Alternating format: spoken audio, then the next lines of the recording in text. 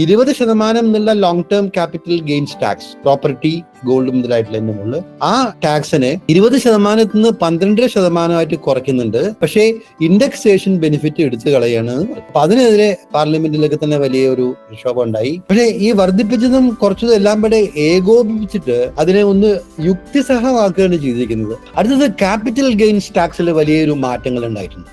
അത് ഇന്നലെയും പാർലമെന്റിൽ പ്രധാനമായിട്ടുള്ള ഒരു ചർച്ചയായിരുന്നു. എക്സംഷൻ ലിമിറ്റ് നമ്മൾ ഒരു 5 ലക്ഷം ആക്കി കഴിഞ്ഞാൽ ഇൻകം ടാക്സ് പേയേഴ്സിന് വളരെ സന്തോഷമാവും.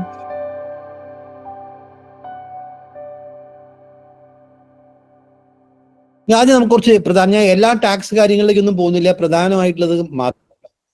സാധാരണ നമ്മുടെ പണ്ട് അക്കൗണ്ടൻസ് അക്കാഡമിനെ വേറൊരു പേറ്ററിനാണ് എൻ്റെ ഫ്രണ്ട് വർഗീസ് ചീരൻ, നിങ്ങൾക്ക് അറിയുന്നുണ്ടാവും. ചീരനാണ് ടാക്സ് പ്രപ്പോസൽ, ചാർട്ടേഡ് അക്കൗണ്ടന്റ് ആണല്ലോ.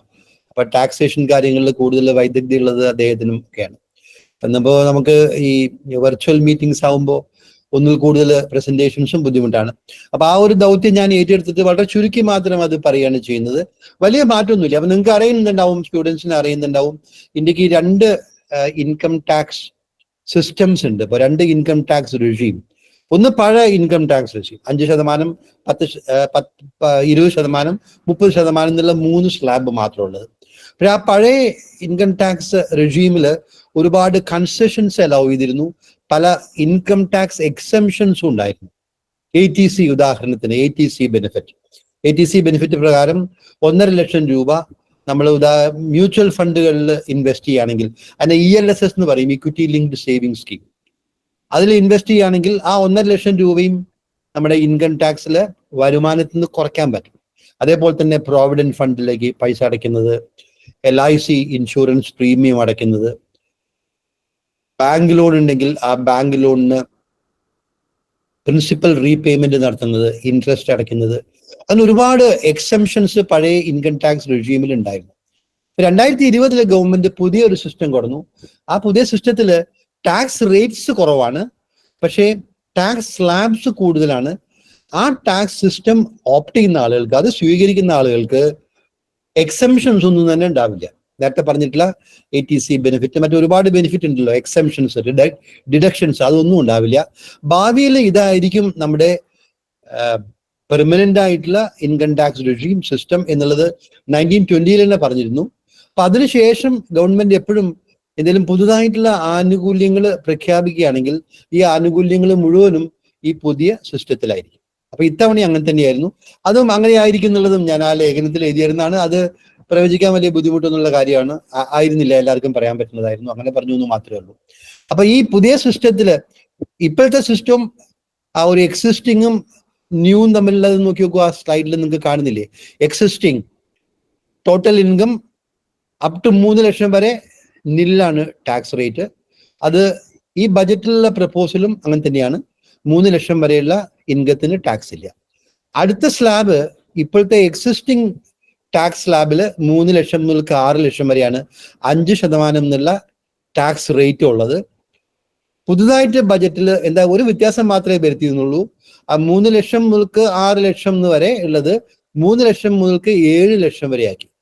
അപ്പൊ 7 ലക്ഷം വരെ ഇൻകം ഉള്ള വാർഷിക വരുമാനമുള്ള ഒരു ടാക്സ് പേയർക്ക് 5% ടാക്സ് കൊടുത്താൽ മതി. മാത്രമല്ല, നമ്മുടെ പറയാത്തൊരു കാര്യം കൂടിയുണ്ട്, ഞാനിവിടെ സൂചിപ്പിച്ചിട്ടില്ല. അത് സ്റ്റാൻഡേർഡ് ഡിഡക്ഷൻ ആണ്. സ്റ്റാൻഡേർഡ് ഡിഡക്ഷൻ അറിയുന്നുണ്ടാവും, അത് സാലറിയിൽ നിന്ന് കുറയ്ക്കാവുന്നതാണ്. അപ്പൊ ഈ സ്റ്റാൻഡേർഡ് ഡിഡക്ഷൻ 50,000 ആയിരുന്നു, അത് 75,000 രൂപയായിട്ട് വർദ്ധിപ്പിച്ചു. അപ്പൊ ഉദാഹരണത്തിന് 7 ലക്ഷം രൂപ വാർഷിക വരുമാനമുള്ള ഒരു ആള് എന്ന് വിചാരിച്ചോളൂ. 7,75,000 രൂപ വാർഷിക വരുമാനമുള്ള ഒരു വ്യക്തി എന്ന് പറയുമ്പോൾ ഏകദേശം മാസ വരുമാനം 65,000 രൂപ വരും അപ്രോക്സിമേറ്റ്ലി. ചെറിയ ഡെസിമൽ വ്യത്യാസം ഉണ്ടാവും. 65,000 രൂപ ഒരു മാസം ശമ്പളം കിട്ടുന്ന, സാലറി കിട്ടുന്ന, വരുമാനം കിട്ടുന്ന ഒരു വ്യക്തിക്ക് ഒരു 20,000 രൂപയാണ് ഒരു കൊല്ലത്തിൽ ഇൻകം ടാക്സ് വരുന്നുള്ളൂ. അതായത് മാസം 2,000 രൂപ പോലും വരുന്നില്ല.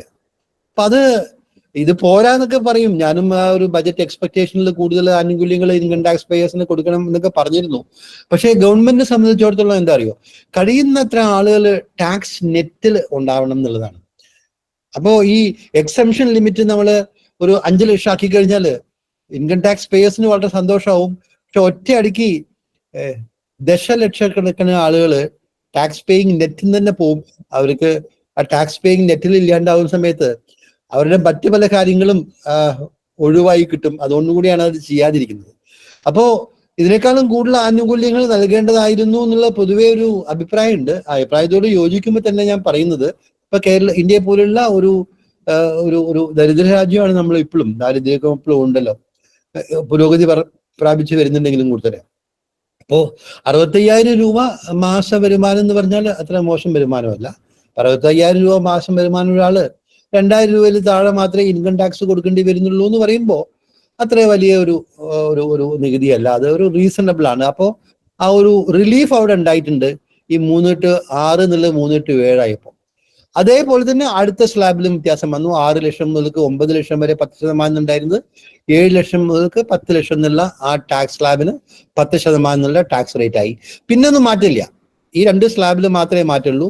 പിന്നെ 9 lakh to 12 lakh 15%. അത് പുതിയ ബജറ്റിലും അതേപോലെ തന്നെ 15% ആണ്. 12 lakh to 15 lakhs 20%. അത് പുതിയ ബജറ്റ് പ്രപ്പോസലിലും അങ്ങനെ തന്നെയാണ്. Above 15 lakhs 30%. അത് ഇവിടെ അങ്ങനെ തന്നെയാണ്. പിന്നെ 1 കോടി 2 കോടിയിൽ കൂടുതൽ വരുമാനമുള്ളതിന്റെ മുകളിൽ സർചാർജും സെസ് ഒക്കെ വരുന്നത് 39% ഒക്കെ തന്നെ ഇൻകം ടാക്സ് വരുന്നുണ്ട്. 42% ഒക്കെ വരുന്നുണ്ട്. അത് അതിലേക്ക് ഞാൻ പോകുന്നില്ല എന്ന് മാത്രം. ഇതാണ് ഇൻകം ടാക്സിൽ വന്നിട്ടുള്ള മാറ്റങ്ങൾ. അടുത്തേക്ക് പോവാം. പിന്നെ പ്രധാനമായിട്ടുള്ള ഒരു next one. Okay, next one. അടുത്തത് ക്യാപിറ്റൽ ഗെയിൻസ് ടാക്സിൽ വലിയൊരു മാറ്റങ്ങൾ ഉണ്ടായിട്ടുണ്ട്. അത് ഇന്നലെയും പാർലമെന്റിൽ പ്രധാനമായിട്ടുള്ള ഒരു ചർച്ചയായിരുന്നു. ഇതില് അത് ധനമന്ത്രി ആവർത്തിച്ച് പറഞ്ഞൊരു കാര്യം, ഇത് ടാക്സ് റേറ്റ് റാഷണലൈസേഷൻ ആണ്, 2 ടാക്സ് വർദ്ധിപ്പിച്ചതല്ല. വാസ്തവത്തില് ചില ടാക്സ് വർദ്ധിപ്പിച്ചിട്ടുണ്ട്, ചില ടാക്സ് കുറച്ചിട്ടുണ്ട്. പക്ഷെ ഈ വർദ്ധിപ്പിച്ചതും കുറച്ചതും എല്ലാം കൂടെ ഏകോപിപ്പിച്ചിട്ട് അതിനെ ഒന്ന് യുക്തിസഹമാക്കുകയാണ് ചെയ്തിരിക്കുന്നത്. 20 എന്നുള്ളത് കുറച്ച് 12.5 10 എന്നുള്ളത് വർദ്ധിപ്പിച്ച് 12.5 അപ്പൊ ഇപ്പോഴത്തെ സിറ്റുവേഷൻ എന്താ അറിയോ, എല്ലാ അസറ്റ്സിനും, അത് ഫൈനാൻഷ്യൽ അസറ്റ്സ് ആയാലും നോൺ ഫൈനാൻഷ്യൽ അസറ്റ്സ് ആയാലും, ഇപ്പൊ സ്റ്റോക്ക് മാർക്കറ്റിൽ stocks, bonds, equity mutual funds, ഇതൊക്കെ ഫൈനാൻഷ്യൽ അസറ്റ്സ് ആണ്. സ്വർണം, വെള്ളി, ഭൂമി, ഫ്ലാറ്റ്, അപ്പാർട്ട്മെന്റ്സ്, ഇതെല്ലാം നോൺ ഫൈനാൻഷ്യൽ അസറ്റ്സ് ആണ്.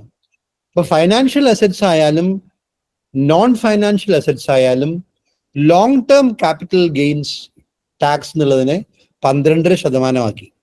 ഇത് സ്വർണത്തിന്റെ മുകളിലും ഭൂമി വിൽക്കുമ്പോൾ, അപ്പാർട്ട്മെന്റ്, ഭൂമി ഇതൊക്കെ വിൽക്കുമ്പോൾ 20% ഉണ്ടായിരുന്നു, അതിന് 12% ആക്കി. ഓഹരികൾ വാങ്ങി വിൽക്കുമ്പോഴുള്ള long term capital gains tax, അല്ല ഓഹരികളും ഓഹരി അധിഷ്ഠിത മ്യൂച്വൽ ഫണ്ടുകൾ, ഇക്വിറ്റി ഓറിയന്റഡ് മ്യൂച്വൽ ഫണ്ട് എന്ന് പറയും, ഓഹരികളിൽ നിക്ഷേപിക്കുന്ന മ്യൂച്വൽ ഫണ്ടുകൾ, അവരുടെയൊക്കെ തന്നെ ഈ ഓഹരികൾ നിക്ഷേപിച്ച് അല്ലെങ്കിൽ മ്യൂച്വൽ ഫണ്ടുകൾ നിക്ഷേപിച്ച് 1 വർഷം കഴിഞ്ഞ് അത് വിൽക്കുമ്പോൾ കിട്ടുന്ന ലാഭത്തിനെയാണ് long term capital gains tax എന്ന് പറയുന്നത്. ദീർഘകാല മൂല്യവർധന നേട്ടത്തിന്റെ മുകളിലുള്ള നികുതി, അതാണ് long term capital gains tax എന്ന് പറയുന്നത്. അത് 10% ഉണ്ടായിരുന്നുള്ളൂ, അത് 12 ആക്കി, 2% കൂട്ടി.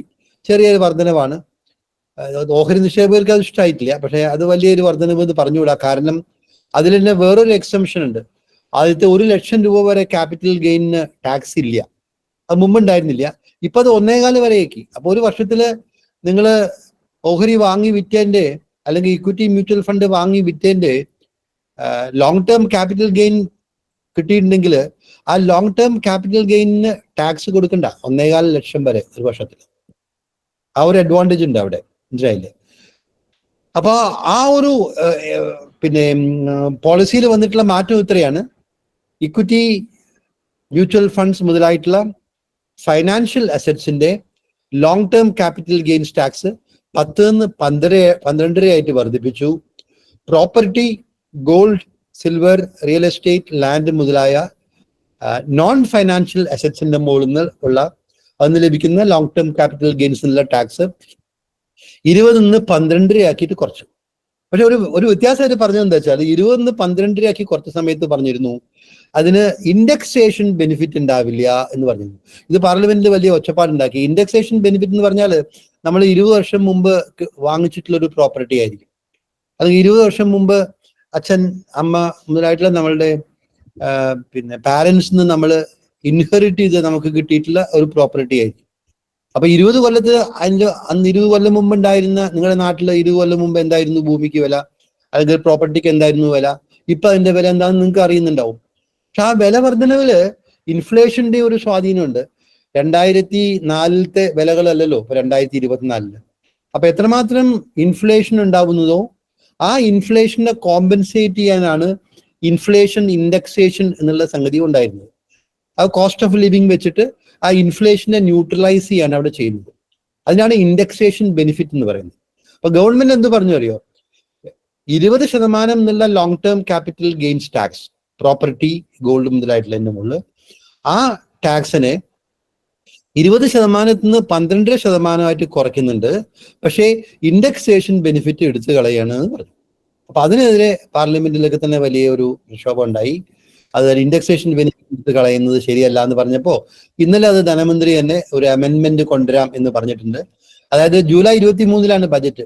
അപ്പൊ ജൂലൈ 23 മുമ്പ് വാങ്ങിച്ചിട്ടുള്ള പ്രോപ്പർട്ടി, ലാൻഡ്, റിയൽ എസ്റ്റേറ്റ് എന്തായാലും വേണ്ടില്ല, ആ ഡേറ്റിന് മുമ്പ് വാങ്ങിച്ചിട്ടുള്ള പ്രോപ്പർട്ടിക്കൊക്കെ തന്നെ ഗ്രാൻഡ് ഫാദറിംഗ് എന്നാണ് ടാക്സേഷനിൽ പറയാം. അതിന് ആ പ്രോപ്പർട്ടി വിൽക്കുമ്പോൾ ഈ 2 ഓപ്ഷനും ഉണ്ട്. 20% ടാക്സ് വിത്ത് ഇൻഡെക്സേഷൻ, അല്ലെങ്കിൽ 12.5% long term capital gains tax without indexation. ഈ 2 എണ്ണത്തിലുള്ള ഒരു ചോയ്സ് എടുക്കാം എന്നുള്ളതാണ്. ഒരിക്കൽ കൂടെ ചുരുക്കി പറയാം, 2 തരത്തിലാണ് long term capital gains tax property സംബന്ധിച്ചിടത്തോളം, ഗോൾഡിനെ സംബന്ധിച്ചിടത്തോളം. അത് ഒന്ന് ഈ ബജറ്റിൽ വരുത്തിയിട്ടുള്ള മാറ്റം 20% എന്നുള്ളത് 12 ആക്കി കുറച്ചു, 12.5 ആയി കുറച്ചു. But indexation was removed. അതാണ് ഇപ്പൊ ഇന്നലെ അമെൻമെന്റ്, അത് പാസ്സായിട്ടില്ല, അമെൻമെന്റ് കൊണ്ടുവരാൻ പോവാണ്. അതിൽ ഈ പറഞ്ഞ ഒരു പോളിസിയിലുള്ള മാറ്റം എന്താ വെച്ചാൽ 2 ചോയ്സും വ്യക്തികൾക്ക് കൊടുക്കുകയാണ്. You can opt for 20% long term capital gains tax with indexation, or you can opt for 12.5% long term capital gains tax, but you will not get the benefit of indexation. അത് ചില പ്രോപ്പർട്ടിയിൽ വളരെ ദീർഘകാലം 1990 വാങ്ങിയിട്ടുള്ള പ്രോപ്പർട്ടി ആണെങ്കിൽ ഈ indexation benefit എടുക്കുന്നതായിരിക്കും നല്ലത്. ചെറിയ വ്യത്യാസം ഉണ്ടാവും. അപ്പൊ അത് ടാക്സ് പേയേഴ്സിന് ആ ഒരു ചോയ്സ് അവിടെ ഉണ്ടാവുന്നുണ്ട്. പിന്നെ ഓഹരികളുടെ സംബന്ധിച്ചിടത്തോളം ഈ പ്രോപ്പർട്ടിയും ഗോൾഡിനൊക്കെ തന്നെ ലോങ് ടേം എന്ന് പറഞ്ഞാൽ 24 മാസമാണ് കേട്ടോ. സ്റ്റോക്കിന് മാത്രമായിട്ട്, ഓഹരികൾക്ക് മാത്രമായിട്ട് സ്റ്റോക്ക് മാർക്കറ്റിനെ പ്രൊമോട്ട് ചെയ്യാൻ, ജനങ്ങൾ ഓഹരികളിലൊക്കെ കൂടുതൽ നിക്ഷേപിക്കുന്നത് പ്രൊമോട്ട് ചെയ്യാൻ വേണ്ടി ഗവൺമെന്റ് കൊടുത്തിട്ടുള്ള ഒരു ആനുകൂല്യം, എത്രയോ കാലമായിട്ടുള്ള ഒരു ആനുകൂല്യമാണ് ലോങ് ടേം ക്യാപിറ്റൽ ഗെയിൻ. ഒരു വർഷം നമ്മളൊരു ഓഹരി കീപ്പ് ചെയ്തിട്ട് പിന്നെ അത് വിൽക്കുകയാണെങ്കിൽ, അല്ലെങ്കിൽ ഒരു വർഷം ഒരു ഇക്വിറ്റി മ്യൂച്വൽ ഫണ്ട് വാങ്ങിയിട്ട് ഒരു വർഷം കഴിഞ്ഞിട്ട് വിൽക്കുകയാണെങ്കിൽ അതിന് കിട്ടുന്ന ലോങ് ടേം ക്യാപിറ്റൽ ഗെയിൻസിന് ടാക്സ് ഇല്ല എന്നുള്ളതാണ്. അത് 1.25 വർഷമാക്കിയിട്ട് വർദ്ധിപ്പിച്ചു. ആ 1 വർഷം എന്നുള്ള ആ ടൈം പീരീഡ് ഇപ്പോഴും നിലനിർത്തിയിട്ടുണ്ട്. ഇതാണ് ക്യാപിറ്റൽ ഗെയിൻസ് ടാക്സിൽ ഉണ്ടായിട്ടുള്ള റാഷണലൈസേഷൻ. ഇത് ഓർക്കേണ്ട കാര്യം എന്താ അറിയോ, ഇത് ഈ 10 എന്നുള്ളത് 12 ആക്കി, 20 എന്നുള്ളത് 12 ആക്കി കുറച്ചു. അതിനേക്കാൾ ഉപരി ഇത് എല്ലാത്തിനെയും യൂണിഫോം ആക്കുക എന്നുള്ള ആ ഒരു റാഷണലൈസേഷൻ, അത് വളരെ ഇമ്പോർട്ടൻ്റ് ആണ്. ഒരുപാട് നികുതി നിരക്കിനേക്കാളും നല്ലത് ഒറ്റ നികുതി നിരക്കാണ്. ആ റാഷണലൈസേഷൻ ആണ് ഈ ക്യാപിറ്റൽ ഗെയിൻസ് ടാക്സിൽ പ്രധാനമായിട്ടും ചെയ്യുന്നത്.